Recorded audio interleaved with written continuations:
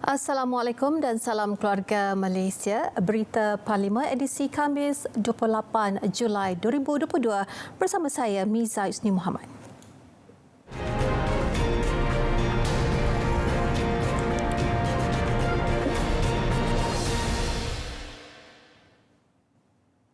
Dewan Rakyat mencipta sejarah hari ini apabila meluluskan pindaan perlembagaan berkaitan larangan ahli parlimen bertukar parti setelah mendapat sokongan majoriti lebih 2/3 menerusi rang undang-undang perlembagaan pindaan nombor 3 2022 itu. Seramai 209 ahli Dewan bersetuju. Keputusan berkenaan diumumkan Yang di-Pertua Dewan Rakyat Tan Sri Azhar Azizan Harun. Inilah keputusannya. Syabas kepada semua ahli-ahli yang berhormat yang mencipta sejarah hari ini. Undi yang bersetuju 209. Tamat riayat tidak kata. hadir 11. Maka lebih 2/3 undi majoriti yang bersetuju. Rang undang-undang ini dibacakan buat kali yang kedua sekarang.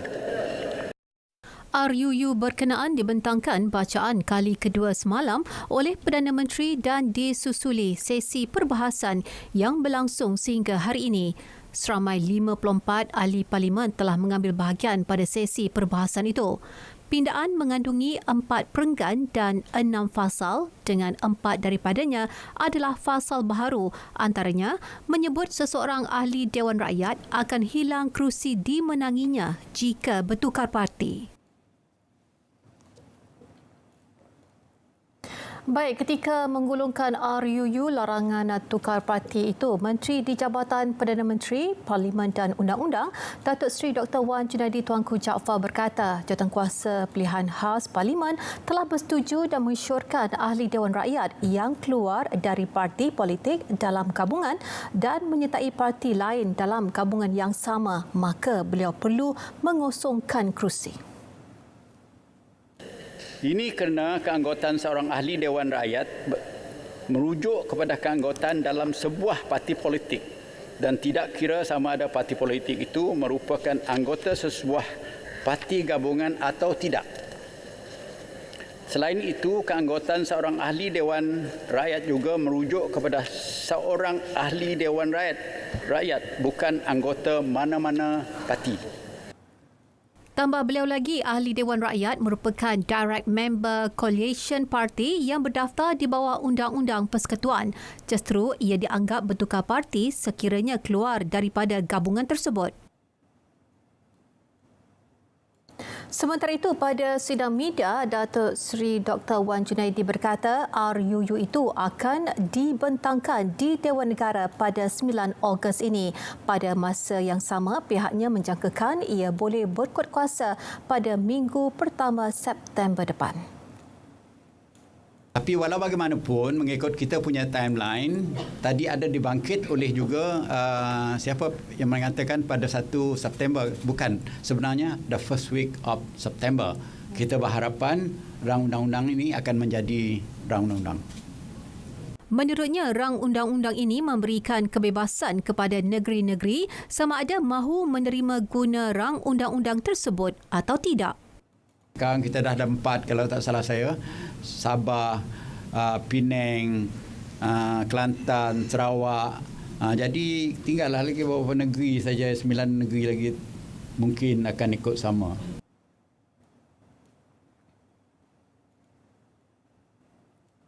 Terdahulu menerusi sesi perbahasan RUU larang tukar parti, ahli Parlimen Baling, Datuk Seri Abdul Aziz Abdul Rahim berkata barisan tertinggi parti politik dicadang agar mengosongkan kerusi yang diwakili mereka jika menerima kemasukan wakil rakyat yang berpindah parti.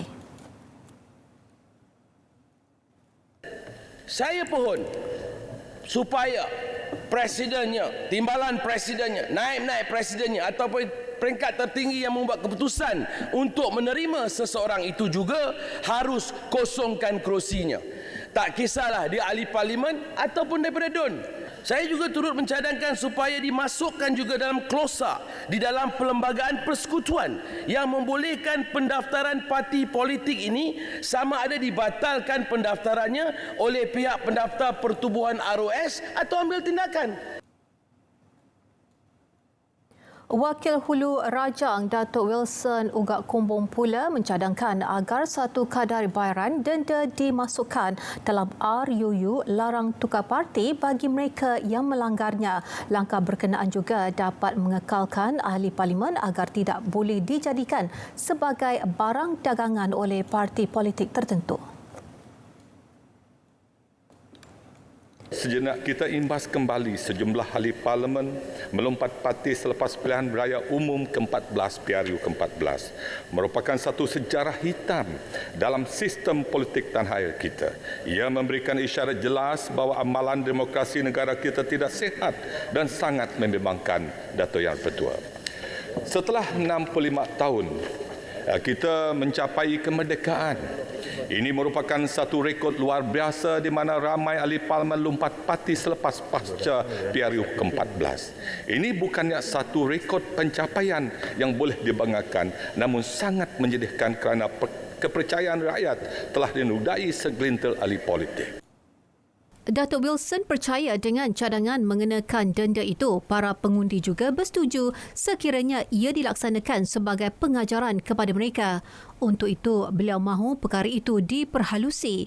Trend lompat parti juga katanya adalah isu global kerana berdasarkan satu kajian yang dijalankan pada 2009, terdapat 41 daripada 193 negara melaksanakan undang-undang seumpama itu. Bukan sahaja perlu kosongkan kerusi, malah harus dilarang bertanding dalam mana-mana pilihan raya selama sepenggal. Itu penegasan Wakil Kota Belud, Isna Raisa Munirah Majlis. Hak dan peluang yang adil kepada semua pihak. Ahli Parlimen Kuala Nerus, Datuk Dr. Muhammad Khairuddin Ahmad Razali berkata, keadilan itu khasnya buat rakyat, parti politik dan ahli parlimen yang terkesan dengan tindakan wakil rakyat menukar parti. Maka rang undang-undang ini memberi peluang untuk kita membetulkan apa yang kurang betul berlaku sebelum ini. Kita berikan hak berpersatuan, hak keluar parti, hak masuk parti dan berikan keadilan kepada semua orang, pada kerajaan, kepada parti, kepada rakyat dan juga kepada ahli parlimen atau adun yang keluar parti. Terima kasih. Beliau menyokong penuh RUU berkenaan kerana menyelesaikan permasalahan akibat mengamalkan hak berpersatuan dan ia juga suatu pindaan yang amat dinantikan oleh semua ahli parlimen dan rakyat. Wakil Hang Tuah Jaya Datuk Seri Samsul Iskandar Muhammad Akin berkata, dengan adanya peruntukan dan pindaan RUU berkenaan, ia diharap menjadi penamat kepada mereka yang melakukan pengkhianatan dalam pilihan raya. Bawa harapan kepada rakyat agar pindaan ini akan mencorakkan perjalanan politik untuk masa depan. Yang telah berlalu, berlalu. Yang telah khianat, khianat. Yang telah tinggalkan parti, tinggalkan parti. Adakah mereka selamat? Belum tentu, Datuk Betul. Minta maaf kalau takut Datuk Betul terasa. Saya bukan nak rujuk pada Betul, tapi yang lain. Ya tak? Minta rumuskan, ada 18 Baik, saya tahu. Saya dah kena rumuskan ni. Setiap keluarga Malaysia merupakan komponen penting. Jawapan yang sebenarnya ke dalam Dewan Rakyat. Bawa ini supaya parlimen peraturan nak celah beritahu saya. Ya, insya-Allah saya benar. Saya akan bagi amaran tidak mengganggu sesi perbahasan. Bisa tarik balik kenyataan itu.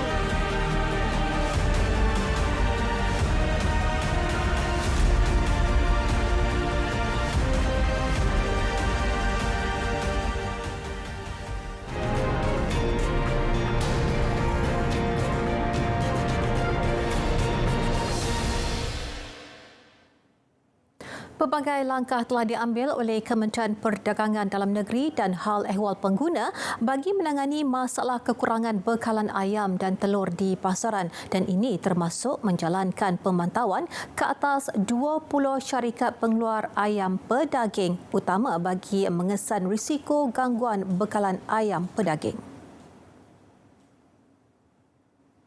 Menterinya Datuk Seri Alexander Natalinggi berkata pihaknya perlu merangka pelan tindakan sewajarnya sekiranya berlaku kekurangan bekalan ayam di pasaran.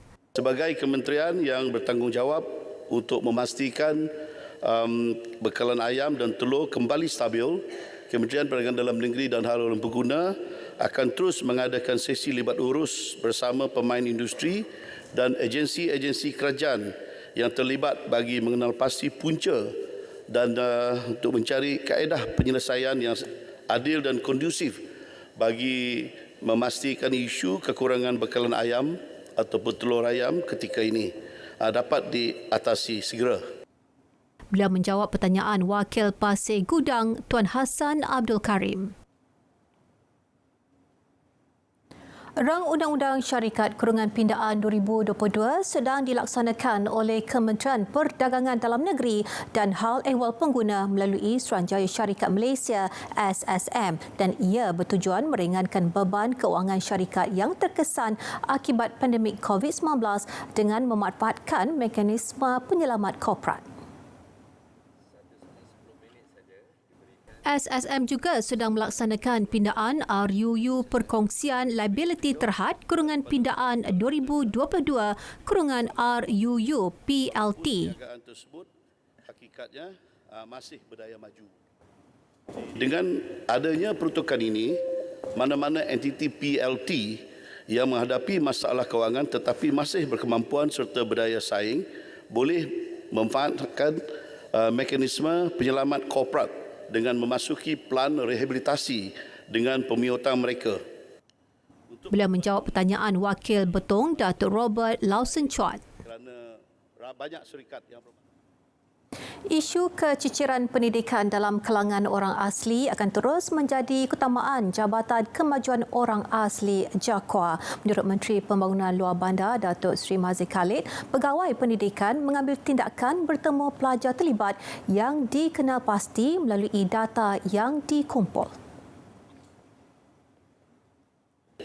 Sampai darjah 6 ada yang berhenti terus. Dan ini kita dah identify, ada data daripada JAKWA dari kampung mana sebenarnya yang berhenti dan kena ada pegawai pendidikan dalam JAKWA yang kena pergi berjumpa dengan keluarga itu untuk bawa ke sekolah menengah. Kini terdapat lebih 900 pelajar dalam kalangan orang asli yang menuntut di Institut Pengajian Tinggi Tempatan, manakala 53 lagi menuntut di luar negara. Beliau menjawab pertanyaan Ahli Parlimen Parit, Datuk Muhammad Nizar Zakaria. Setakat ini, 3 jenis sistem persekolahan digunakan bagi masyarakat orang asli iaitu sekolah jenis berasrama bermula darjah 1 hingga 6, sekolah K9 yang menempatkan pelajar dari darjah 1 hingga tingkatan 3 dan sekolah jenis campuran. Kebajikan dan kesihatan orang asli terus diberi perhatian menerusi nota persefahaman antara Jabatan Kemajuan Orang Asli JAKWA dengan Kementerian Kesihatan. Beberapa perkara digariskan termasuk perkhidmatan perubatan percuma. Menurut Timbalan Menteri Pembangunan Luar Bandar Datuk Hasbi Habibullah, kebajikan pesakit dan keluarga pesakit orang asli di Hospital Orang Asli Gombak akan ditambah baik. Ini termasuk pemberian makanan, penyediaan alat sokongan perubatan, pergigian dan bekalan diet khas secara percuma. Selain itu, penyediaan perkhidmatan pemeriksaan kesihatan secara percuma bagi tujuan kemasukan pelajar ke IPT dan bekerja dalam perkhidmatan awam. Pemeriksaan kesihatan oleh doktor pakar adalah secara percuma melalui surat pengecualian bayaran daripada pihak JAKWA, yakni GL, guarantee letter. Prosedur-prosedur perubatan yang memerlukan bayaran tambahan seperti pemasangan implan juga adalah di bawah tanggungjawab JAKWA, keutamaannya kepada golongan B40. Bengkel semakan semula nota persefahaman dan garis panduan yang lengkap bakal diperhalusi bulan hadapan setelah semua pihak terlibat menyiapkan garis panduan masing-masing. Dan ini pula mengenai pembangunan luar bandar di Sabah. 10 projek jalan luar bandar di Parlimen Kinabatangan telah diluluskan menerusi rancangan Malaysia ke-11 dan ke-12 dan ia melibatkan peruntukan RM886.88 juta ringgit. Daripada jumlah tersebut, 3 projek telah siap, 4 projek masih dalam pembinaan, manakala 3 projek berstatus tender, lantikan perunding dan proses reka bentuk. Proses mereka bentuk jalan luar bandar, aspek keadaan bentuk muka bumi dan input teknikal berkaitan paras banjir daripada Jabatan Pengairan dan Saliran turut diambil kira. Ini bagi memastikan jalan yang dibina atau dinaik taraf kelak adalah selesa, selamat dan boleh dilalui oleh semua jenis kenderaan dalam semua keadaan cuaca. Beliau menjawab soalan Kinabatangan Datuk Seri Bong Mokhtaradin. Kementerian Pengangkutan MOT sentiasa mengambil serius isu jaringan pengangkutan awam di Sarawak. Untuk itu, satu perancangan sedang dibuat bersama kerajaan negeri itu bagi memastikan penduduk khususnya di luar bandar dapat menikmati kemudahan pengangkutan awam yang meluas. Namun perkara tersebut memerlukan sokongan dan kerjasama semua pihak termasuk kerajaan negeri, pihak berkuasa tempatan serta beberapa pihak berkepentingan. Ini termasuk mengenai cadangan untuk mewujudkan program transformasi perkhidmatan bas henti-henti di Kuching. Ketika ini, MOT sedang menunggu cadangan akhir dan ia akan dimuktamadkan apabila semua maklumat diterima oleh kedua-dua pihak. Antaranya mengenai laluan perkhidmatan, aspek pengoperasian dan aspek keuangan. Selain daripada itu, program SBST, Kementerian Pengangkutan juga melaksanakan program dana sokongan sementara bas berhenti-henti ISBSF di negeri Sarawak yang melibatkan sebanyak 11 operator seterusnya memberikan manfaat kepada penduduk luar bandar. Beliau berkata demikian ketika sesi soal jawab yang dikemukakan Wakil Julau Larry Sun.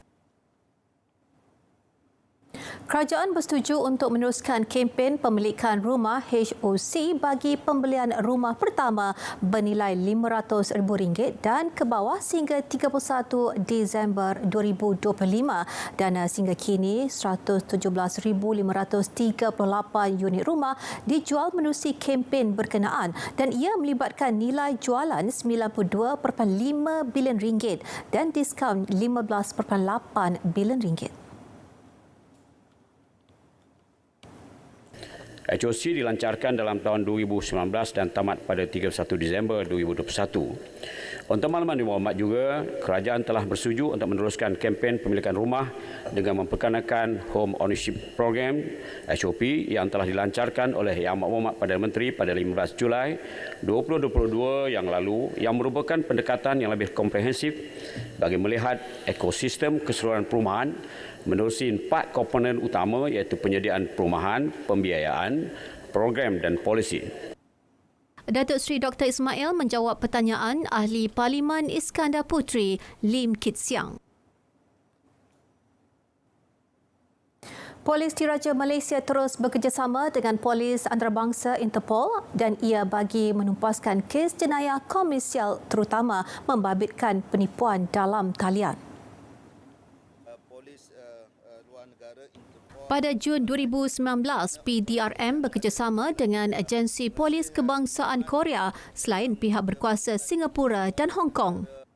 Joint operation dengan Korea National Police Agency di mana 4 call center online gambling di kawasan Lembah Kelang telah diserbu melibatkan tangkapan warga Korea yang terlibat dalam judi online di mana warga Korea telah menjadi mangsa.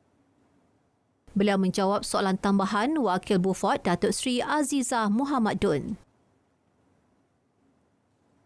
Sehingga kini tiada percubaan klinikal terhadap keluaran yang mengandungi ekstrak cannabis bagi tujuan perubatan sedang dijalankan. Justru Kementerian Kesihatan mengalu-alukan permohonan untuk menjalankan percubaan klinikal terhadap keluaran mengandungi ekstrak cannabis bagi tujuan tersebut.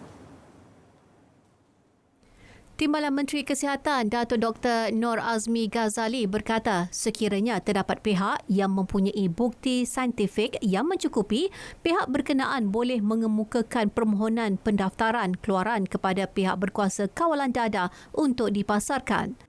KKM tidak menolak kajian. KKM tidak menolak kajian terhadap keberkesanan kanabis perubatan. Malah sekiranya ada keluaran yang berkaitan perubatan kanabis yang telah diluluskan penggunaannya di negara luar, syarikat boleh mendaftarkan keluaran tersebut di Malaysia. Beliau menjawab soalan Wakil Muar Syed Saddiq Syed Abdul Rahman. Kementerian Kesihatan terus komited dalam memberi penerangan kepada masyarakat terutama ibu bapa tentang kepentingan vaksinasi terhadap kanak-kanak. Tujuannya memastikan kanak-kanak mendapat perlindungan sepenuhnya daripada jangkitan COVID-19 dan mencegah jangkitan yang lebih serius.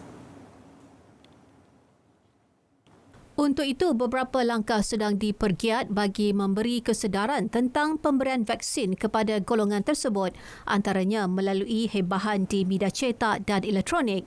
Selain itu, menggalakkan ibu bapa mendapatkan janji temu imunisasi di klinik kesihatan yang berdekatan. Sehingga 26 Julai lalu, 1,767,078 atau 49.8% kanak-kanak berusia 5 hingga 11 tahun telah menerima sekurang-kurangnya 1 dos vaksin, manakala 1,485,265 lagi telah melengkapkan 2 dos vaksin. Kebimbangan kita sekarang ni, Tuan Ibu Betul, ialah kes naik sekarang ni. Masuk hospital naik, masuk PKRC naik, penggunaan katil naik, penggunaan ventilator naik. Sebab tu tadi saya bagi keputusan yang diambil oleh KKM melalui nasihat TWG supaya kanak-kanak diberikan dos tambahan. Dos tambahan ni, Tuan Ibu Betul, adalah melebihi untuk melengkapkan dos prima. Hari ini dos prima, dos pertama, lepas 8 minggu, dos kedua, dan selepas tu kita bagi, lepas 4 minggu, kita bagi dos ketiga, iaitu dos tambahan. Itu dinamakan dos tambahan. Untuk memperkasakan lagi imunitinya, menghalang daripada penyakit yang serius ataupun terkena jangkitan COVID-19. Beliau menjawab pertanyaan Wakil Bacok Tuan Nik Muhammad Nik Abdul Aziz. Nahmaduhu wa nashkuruhu wa nusalli. Satu jawatankuasa kumpulan kerja bersama dicadang ditubuhkan di antara Malaysia dengan Amerika Syarikat selepas beberapa dakwaan buruh paksa wujud dan ia berikutan terdapat 8 syarikat Malaysia dikenakan Perintah Sekatan Pelepasan WRO oleh Jabatan Kastam dan Pelindungan Sempadan Amerika Syarikat, dan syarikat tersebut terdiri daripada pengeluar produk sarung tangan getah dan kelapa sawit.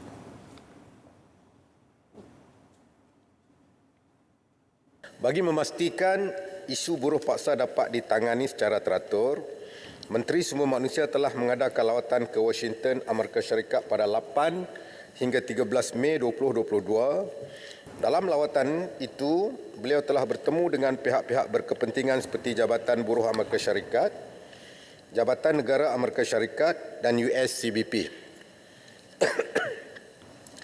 Semasa ataupun Custom of Border Protection.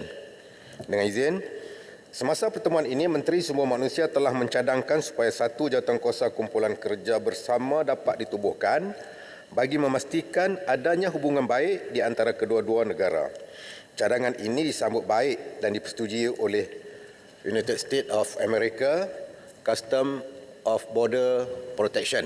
Dato' Awang Hashim menjawab pertanyaan Ahli Parlimen Sungai Buloh, R. Sivarasa.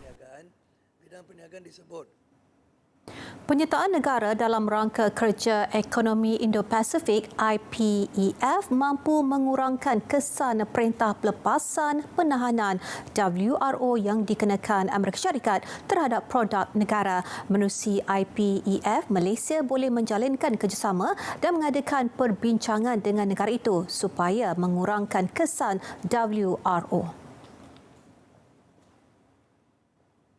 Sebab itu kita berhadapan dengan isu withhold release order di mana mereka telah mengeluarkan 6 WRO terhadap syarikat-syarikat tempatan dan ini akan mengekang ekspor produk-produk dan perkhidmatan Malaysia ke Amerika Syarikat. Dan saya percaya dengan adanya instrumen yang baru ini kita boleh menjalin kerjasama, perbincangan, engagement dengan Amerika Syarikat supaya mengurangkan kesan WRO dan juga isu-isu yang terkait dengan perkara tersebut. IPEF adalah inisiatif perdagangan baharu yang menjadi satu platform untuk memperkukuh kerjasama ekonomi dengan negara di Indo-Pasifik dan rantau ASEAN. Datuk Seri Muhammad Azmin menjawab pertanyaan Ahli Parlimen Tebrau, Stephen Chong.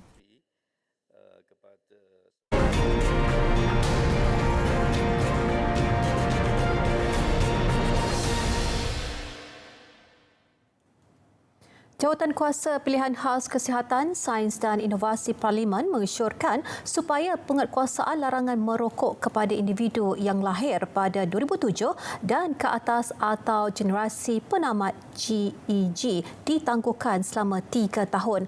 Larangan itu termaktub dalam Rang Undang-Undang RUU Kawalan Produk Tembakau dan Merokok 2022 yang dibentangkan untuk bacaan kali pertama oleh Menteri Kesihatan Kari Jamaluddin di Dewan Rakyat semalam.